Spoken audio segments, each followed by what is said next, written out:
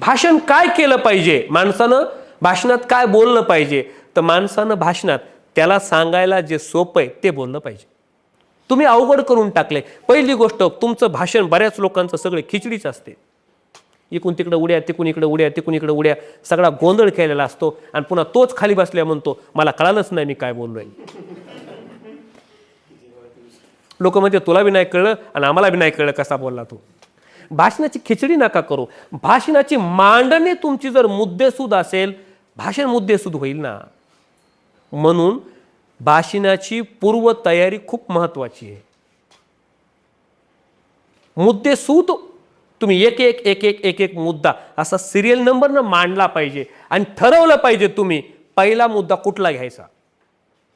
अनेक मुद्दे काढलेत तुम्ही, पहिला मुद्दा कुठला घेऊ, दुसरा कुठला घेऊ, तिसरा कुठला घेऊ, आणि हेही ठरवा की मी शेवटी कुठला मुद्दा घेणार आहे. फक्त मुद्दे स्मरणात ठेवा, भाषण स्मरणात ठेवूच नका. फक्त मुद्दे स्मरणात ठेवा. मुद्द्याला अनुसरून काय बोलायचंय तुम्ही बोलता बरोबर. पुढे गेल्यावर मला माहिती आहे तुमची समस्या काय आहे. तुम्ही लय तयारी करता, मुद्दा बी लक्षात ठेवता, मुद्द्यात काय बोलायचे ते बी लक्षात ठेवता, सगळी तयारी करता, हे बोलन ते बोलन ते बोलन ते बोलन असा विचार करता, आणि पुढे गेलं की सगळं विसरून जातं आणि वेगळंच काहीतरी बोलता 2-3 मिनटं, आणि मग मात्र तुम्ही तुमची जागा घेता. त्यापेक्षा तुम्ही काय काय मुद्दे बोलायचेत हे 4-5 निवडक मुद्दे निवडा, ते तुमच्या कागदावर राहू द्या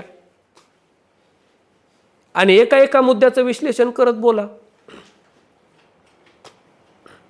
म्हणजे कॉपी करा, पण फक्त मुद्दा बघण्यापुरती. अख्ख्या भाषणाची कॉपी नाही करायची. मुद्दा बघायचा आहे फक्त तेवढाच. मुद्द्यापुरतं कागदात बघा, लगे वरती बघा, आठवत नाही म्हणून. तुम्हाला आठवत नाही ना, भाषण करताना आठवत कोणालाच नाही, विसरतो माणूस. फक्त मुद्द्याकडेच बघा. मग त्यातल्या काही गोष्टी तुमच्या विसरतील, काही गोष्टी राहून जातील. जेवढं आठवल तेवढं बोला, जेवढं सुचल तेवढं बोला. आणि भाषणातलं एक महत्त्वाचं मर्म सांगतो तुम्हाला, ऑन दी स्पॉट तिथे गेल्याच्या नंतर जर तुम्हाला एखादा विषय आठवना गेला तर तोच विषय आठवण्याचा प्रयत्न नका करू.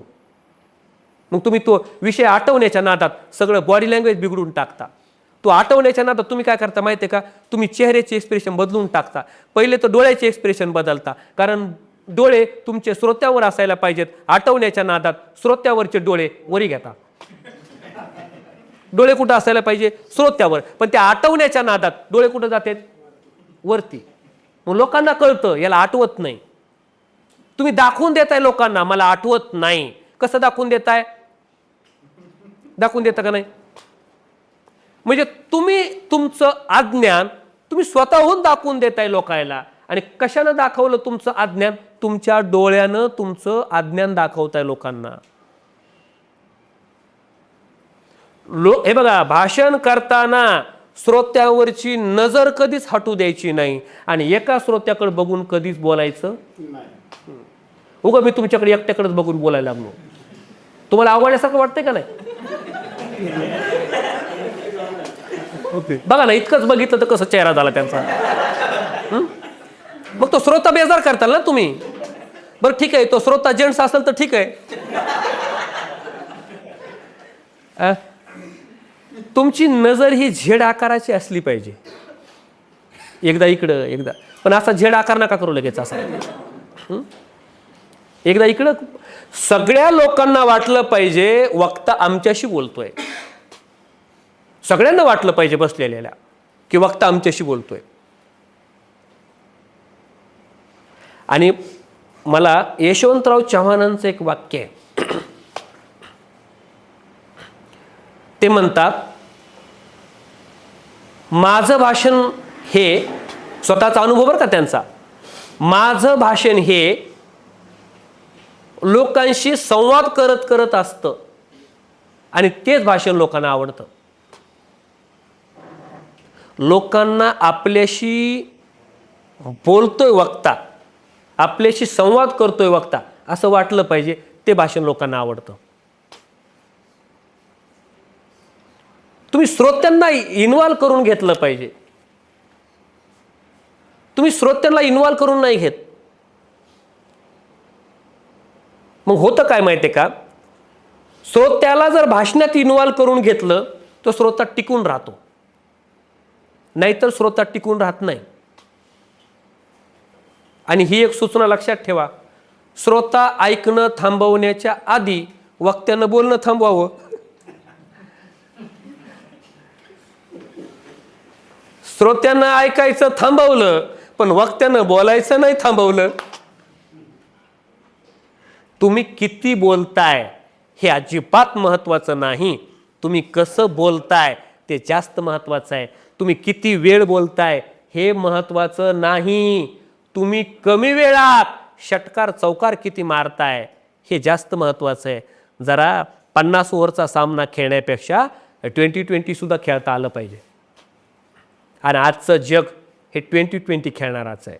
आजचं जग कमी बोला पण चांगलं बोला, कमी बॉलमध्ये जास्त रन करायला शिका, चांगलं काय आहे काढा.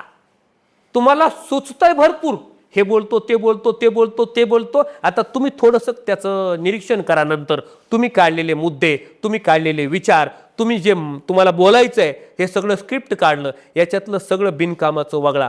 चांगलं काय असल तेच घ्या, तेवढंच बोला. 15 मिनिटं बोलायच्या ऐवजी 5 मिनिटं बोला, चांगलं बोला. आत्ताचं जग खूप फास्ट आहे, रील्सचा जमाना आहे.